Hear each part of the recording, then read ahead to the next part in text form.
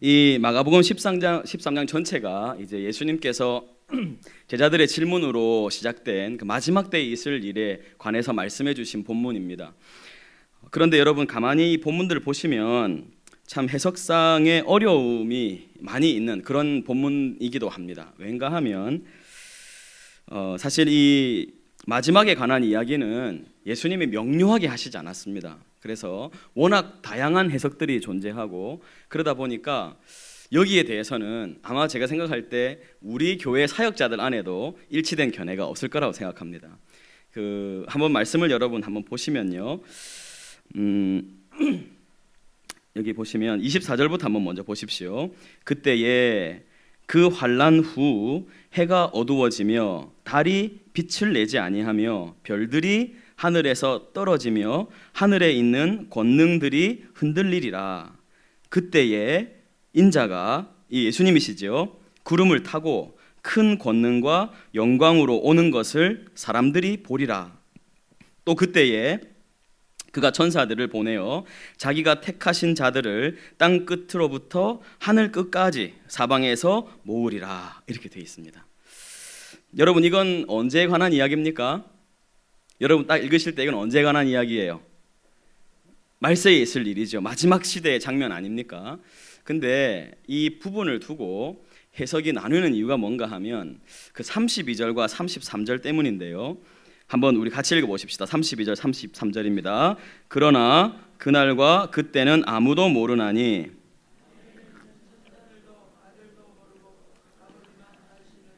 주의하라 깨어있으라 그때가 언제인지 알지 못함이라. 여러분 이 두 말씀이 조화가 됩니까 안 됩니까?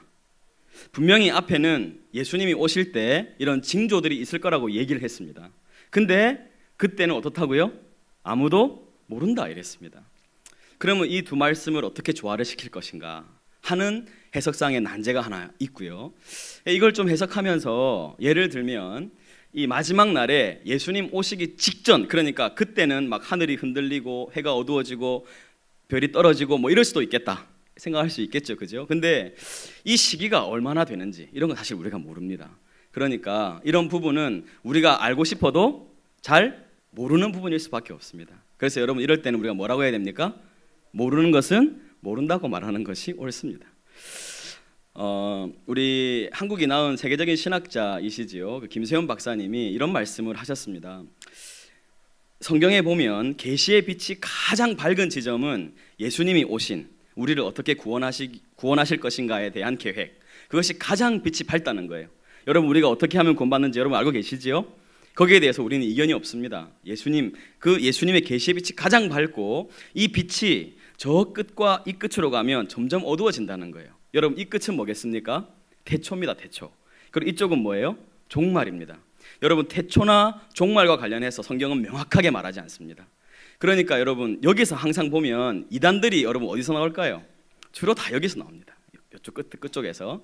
그러다 보니까 잘 모르는 것을 억지로 풀려고 하다가 문제가 되는 경우가 많이 있습니다. 그냥 이것은 다양한 해석이 존재하고 그냥 우리도 그냥 이 정도로만 만족하고 있으면 좋겠다 이런 생각이 들어요. 감사한 건 뭔가 하면 여러분 이런 말씀 앞에서 예수님이 예를 들어서 하늘에 빛이 어두워질 때 너희가 그 빛을 밝혀야 된다라든지 하늘에 별이 떨어질 때 그 별을 막아서야 된다든지 이런 말씀을 하셨으면 굉장히 곤란할 뻔했어요.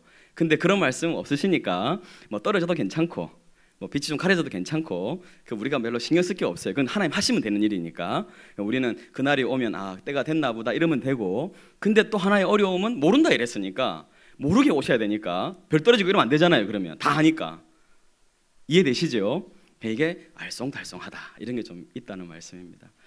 그리고 또 하나를 이렇게 보시면 여러분 여기에서 그래도 확실한 게 있습니다. 확실한 게 뭔가 하면 예수님 오실 때 어떻게 오신다고요? 뭐 타고 오십니까? 예수님 구름 타고 오세요. 여러분 예수님이 초림 이 땅에 처음 오실 때는 사람들이 많이 알았습니까? 몰랐습니까?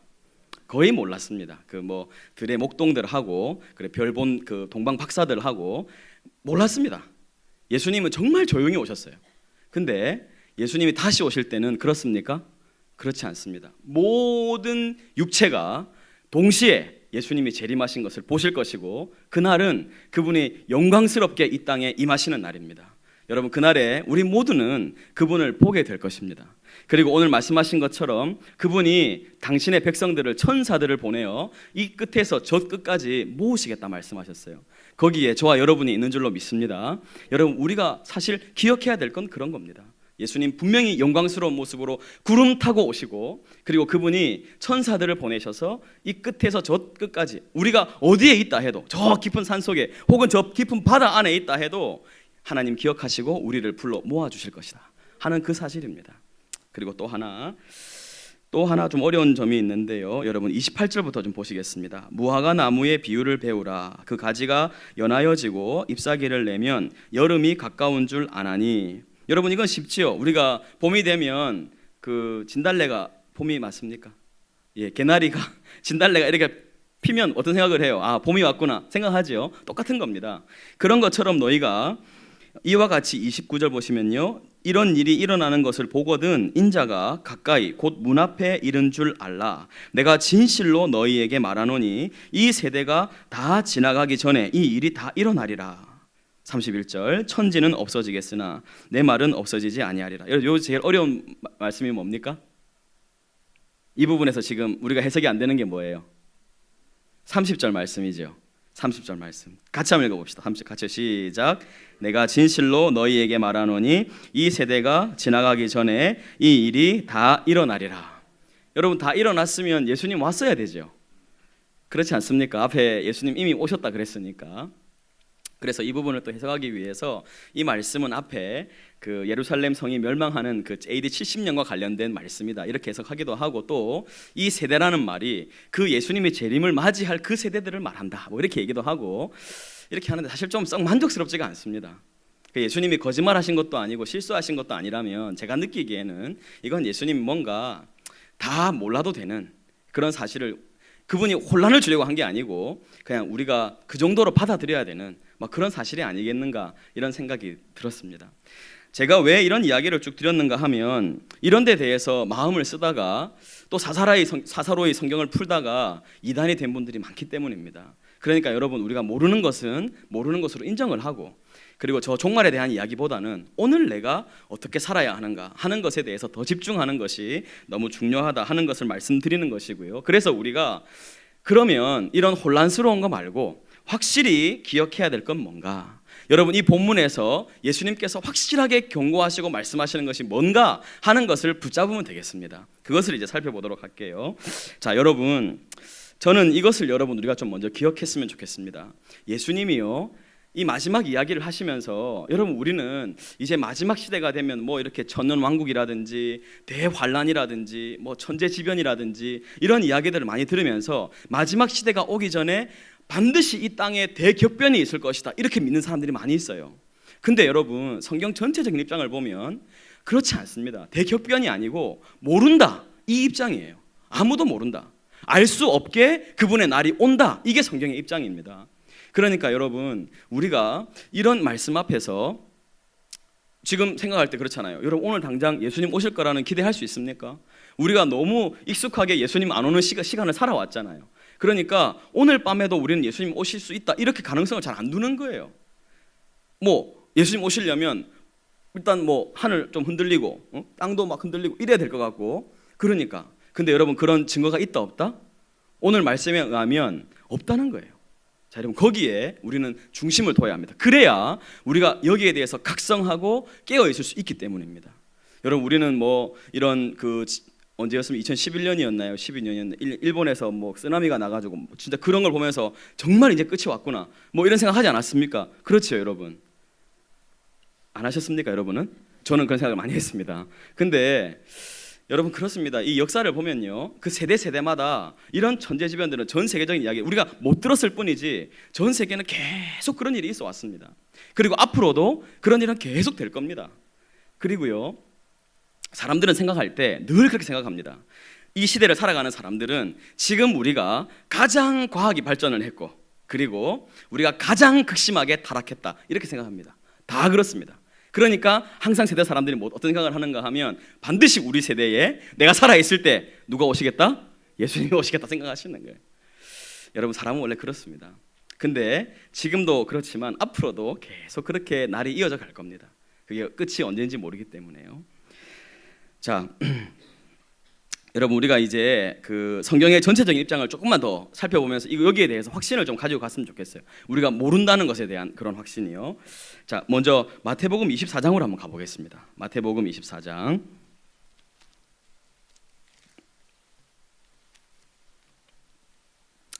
24장에 보시면 37절부터 한번 보십시다.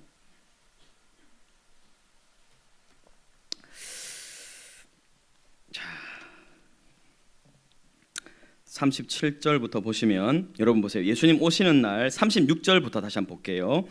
그러나 그날과 그때는 어떻게 되어 있습니까? 아무도 모르나니 누구도 모릅니까? 하늘의 천사들도 아들도 모르고 오직 아버지만 아신다. 이건 여러분 우리가 읽은 마가복음 본문과 같습니다.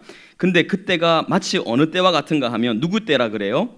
노아의 때. 여러분 노아의 때의 특징이 뭐예요? 38절 방주에 들어가던 날까지 사람들이 뭐 했습니까? 먹고 마시고 장가들고 시집가고 있으면서 홍수가 나서 그들을 다 멸하기까지 어떻게 했습니까? 깨닫지 못하였으니 어떻습니까? 인자의 임함도 이와 같으리라.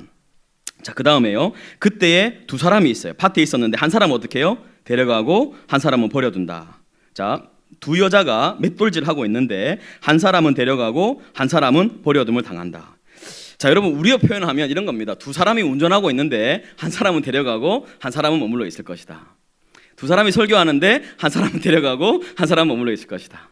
반드시 그런 일이 있다는 거예요. 자, 그 다음에 자 그러니까요 42절 그러므로 깨어 있으라 어느 날에 너희 주가 임할는지 너희가 어떻게 해요? 알지 못함이니라. 너희도 아는 바니 만일 집주인이 누가요? 도둑이 어느 시각에 올 줄 알았다면 깨어 있어서 그 집을 뚫지 못하게 했을 거다. 이러므로 너희도 뭐예요? 준비하고 있으라. 같이요. 시작. 생각하지 않은 때에 인자가 오리라. 계속 이런 이야기들입니다. 자, 그 다음에 우리가 다시 하나 또 볼게요. 누가복음 17장으로 가보겠습니다. 마태, 마가, 누가복음 17장. 또 누구의 때와 같다고 말씀하시는지 보십시오. 17장에 26절부터 한번 보십시다. 누가복음 제17장 26절에 보시면 또 누가 나옵니까? 노아의 때에 된 것과 같이 인자의 때에도 그러하리라. 마찬가지 똑같이 나왔죠. 노아가 방주에 들어간 날까 사람들이 먹고 마시고 장가들고 시집가더니 홍수가 나서 그들을 다 멸망시켰고 또 누구 때 말합니까? 롯의 때와 같은데 특징이 뭐죠? 사람들이 먹고 마시고 사고 팔고 심고 집을 짓더니 롯이 소돔에서 나가던 날에 하늘로부터 불과 이왕이 비오듯 하여 그들을 멸망시켰다. 인자가 나타나는 날에도 그럴 것이다.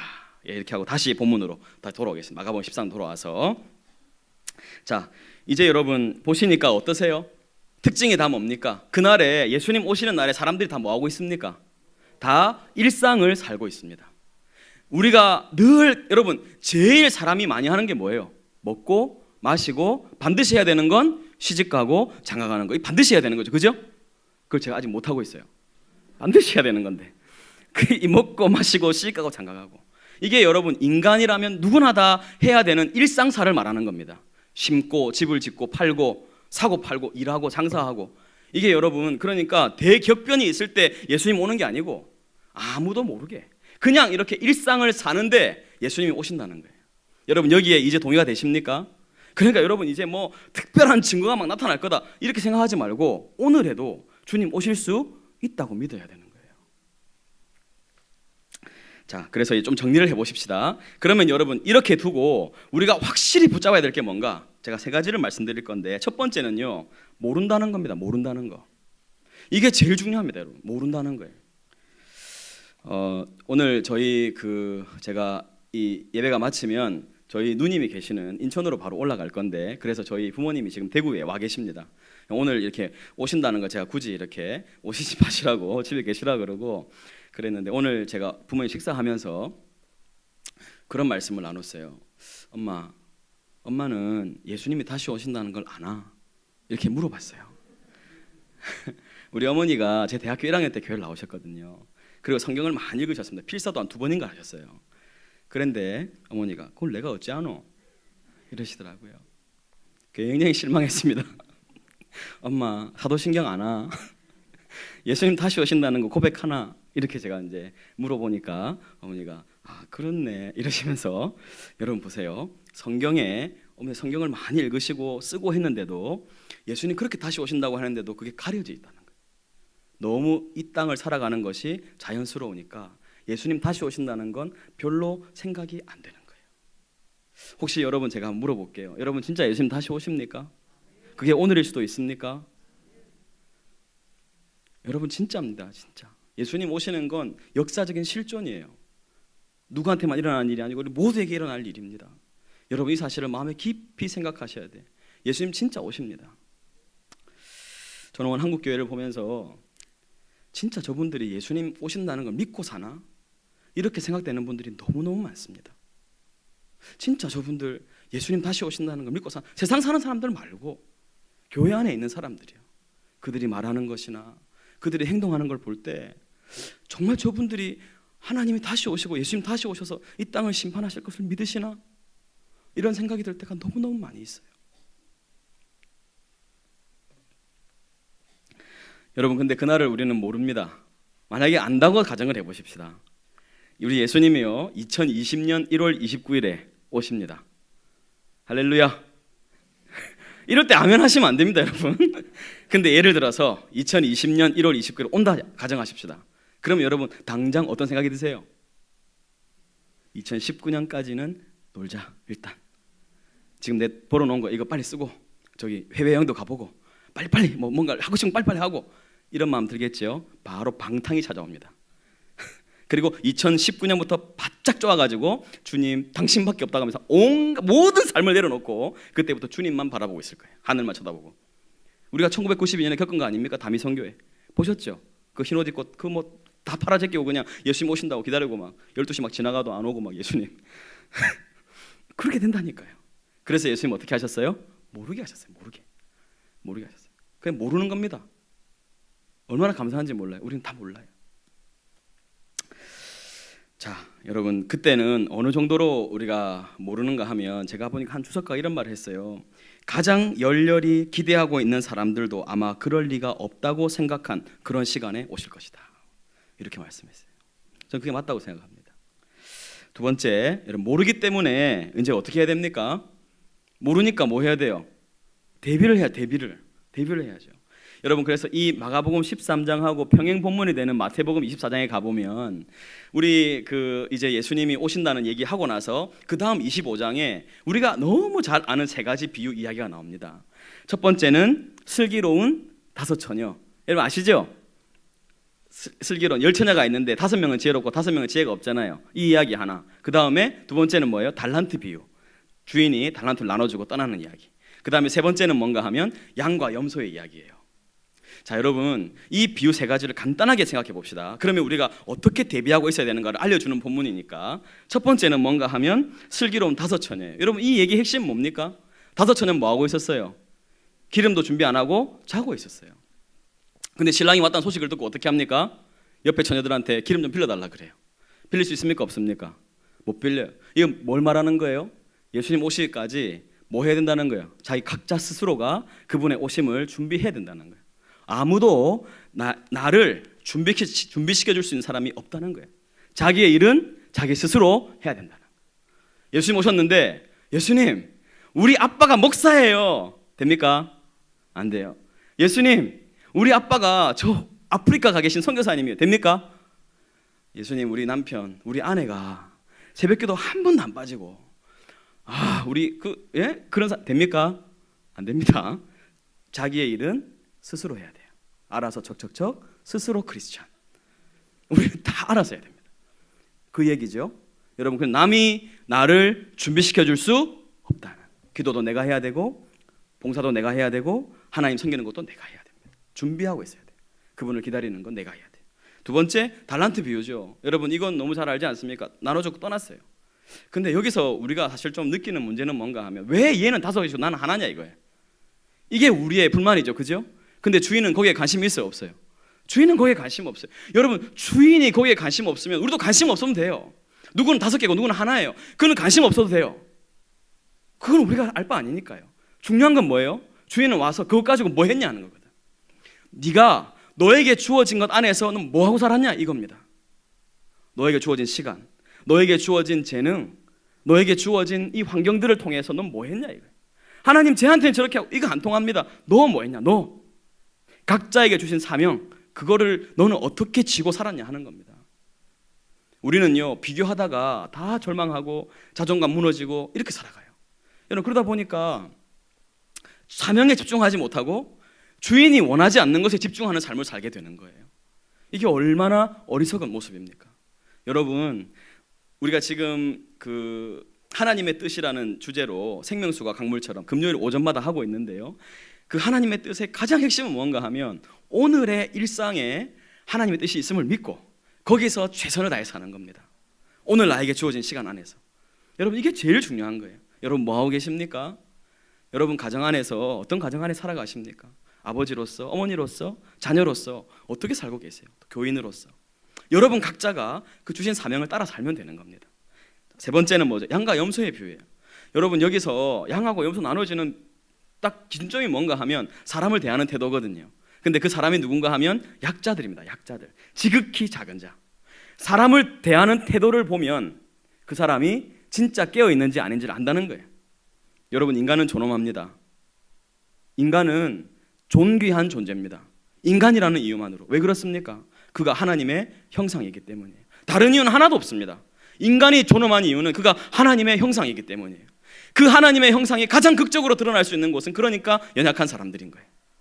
우리가 하나님의 형상으로 생각하고 싶지 않은 사람들, 그 사람들에게 우리가 어떤 마음을 가지고 있는가, 그것이 내가 진짜 그날을 기다리는 사람인가 아닌가가 드러나는 포인트라는 겁니다. 여러분은 정말 그럴 가치가 없다고 생각되는 사람들을 어떻게 대하고 계십니까? 그게 여러분이 깨어있느냐 아니냐를 드러내는 척도가 됩니다. 자, 이렇게 예수님이 우리로 하여금 너희가 깨어있을 때 이렇게 해야 된다는 것을 말씀한 세 가지입니다.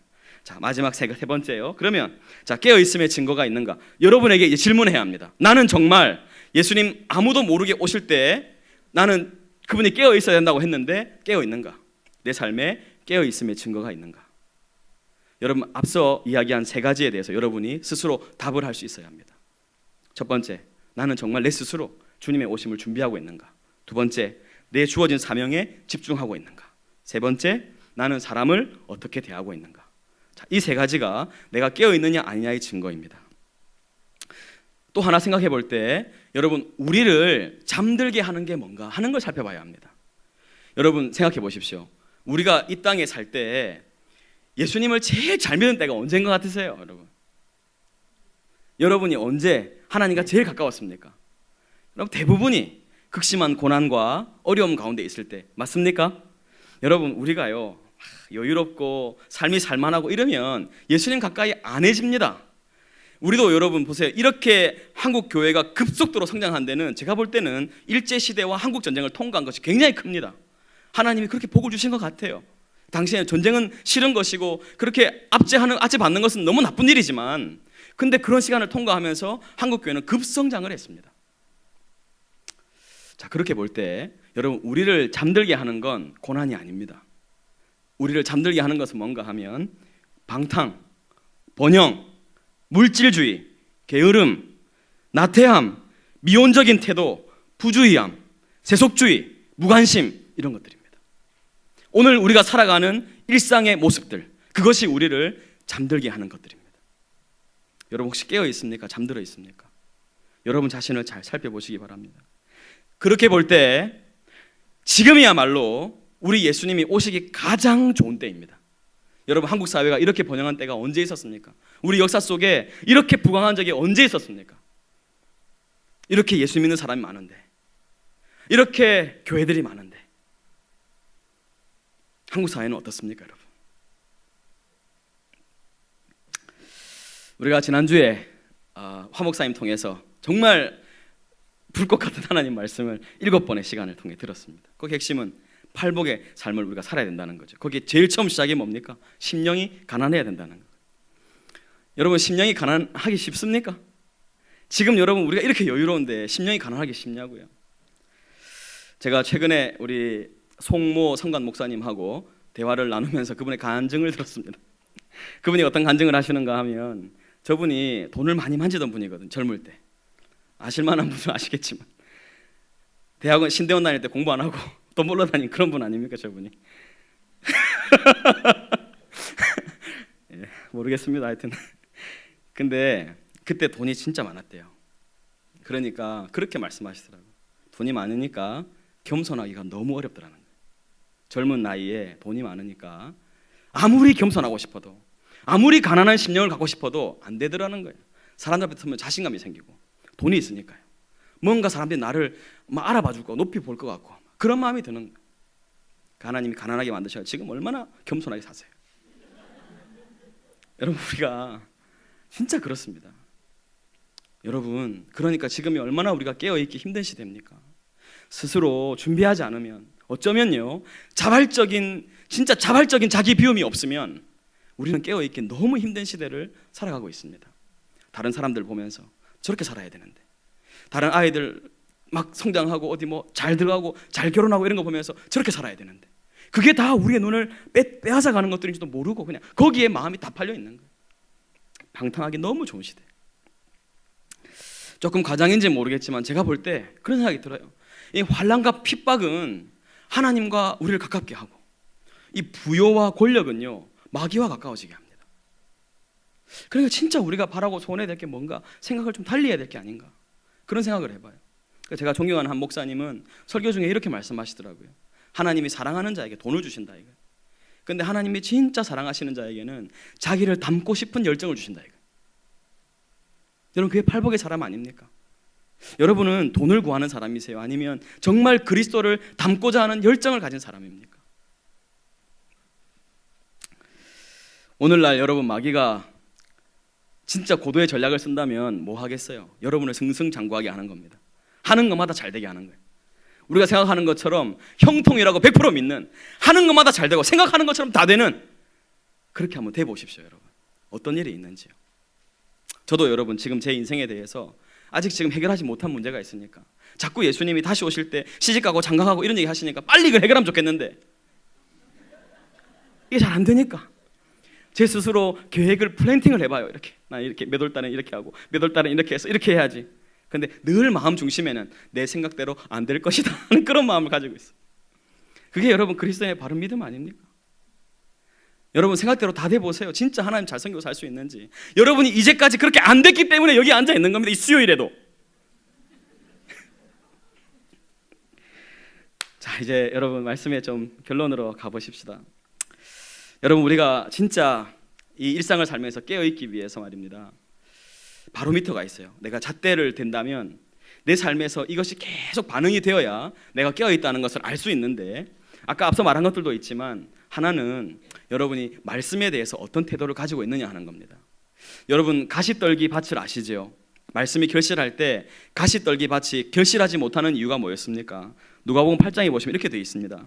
가시떨기에 떨어졌다는 것은 말씀을 들은 자이나 지내는 중에 이생의 염려와 재물과 향락의 기운이 막혀 온전히 결실하지 못하는 자다 이렇게 되어 있습니다.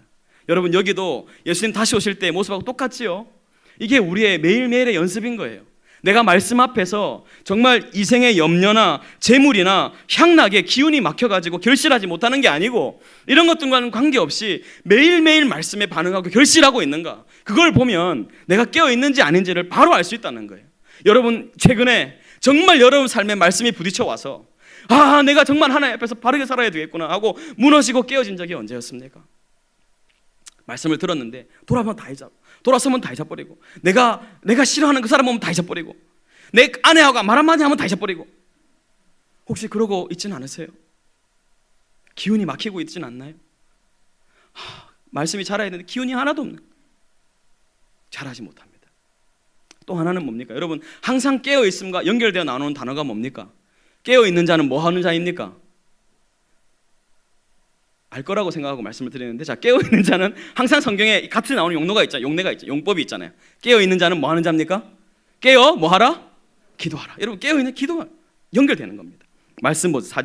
골로새 4장에 보면 기도를 계속하고 기도에 감사함으로 깨어있으라. 기도를 계속하고 기도에 감사함으로 깨어있으라. 데살로니가전서 5장에 보면 그러므로 우리는 다른 이들과 같이 자지 말고 오직 깨어 정신을 차려야 된다. 기도는 항상 이렇게 깨어 있는 것과 연결되어 있습니다. 자, 여러분에게 묻겠습니다. 여러분은 어떻게 기도하시고 계십니까? 정말 여러분 삶에 기도는 어느 정도의 비중을 차지하고 있습니까? 내가 순장이기 때문에 대표기도 하고 이런 거 말고 말입니다. 진짜 여러분 삶의 기도는 얼마만큼 뿌리를 내리고 있냐는 거예요. 이게 정확한 건지는 모르겠지만 제가 어제 청년들하고 대화를 하면서 그런 얘기를 했습니다. 진짜 그리스도인이 기도의 세계를 알 수 있다면 제가 생각하기에는 그 사람은 신앙의 한 80%를 아는 거다. 저는 그렇게 생각이 들어요. 여러분, 우리 목사님하고 얘기하는 중에 제가 들은 이야기지만 여러분, 설교의 아주 대가라고 할 수 있는 영국의 로이드 존스라는 목사님이 계세요. 그분이 얼마나 설교를 잘하는 분입니까? 근데 그분이 그런 말을 하셨대요. 설교는 이게 테크닉적인 것이 있기 때문에 어느 정도 하면 기술이 는다 이거예요. 하지만 기도는 그렇지 않다는 거예요. 어제 열렬히 기도했다고 해서 오늘 열렬히 기도할 수 있는 게 아닙니다. 여러분 정말 기도에 깨어 있으십니까? 여러분에게는 기도가 어떤 정도의 위치를 차지하고 있습니까? 여러분, 그렇다고 기도를 길게 한다고 해서 무조건 옳은 것은 아닙니다. 기도의 내용이 중요하겠지요. 어떤 내용으로 기도하는가. 아무리 오랜 시간 나 자신만을 위해서 기도한다고 그게 기도를 많이 하는 게 아닙니다. 여러분, 진짜 우리 예수님이 원하시는 그 기도 말이죠. 이제 말씀을 좀 마무리하겠습니다. 여러분, 지금 정말 잠들기 좋은 시즌입니다. 이제 설이 다가왔습니다. 이때에도 예수님 오실 수 있습니다. 제가 여러분에게 한 4가지 정도 질문을 읽어드리는 것으로 오늘 설교를 마감하겠습니다. 1. 최근 오늘 밤에 주님 오시지 않을까라는 생각을 해본 적이 있는가? 2. 지금 내가 하는 이 결정이 주님이 오늘 다시 오셔도 부끄럽지 않은 결정인가? 3. 내가 지금 하는 행동, 생각이나 말이나 감정의 움직임 등이 당장 주님 오셔서 내 삶을 평가하셔도 괜찮게 행하고 있는가? 4. 주님의 재림 소식은 나에게 기쁜 소식인가? 혹은 두려운, 싫은, 불편한 소식인가? 같이 기도하시겠습니다.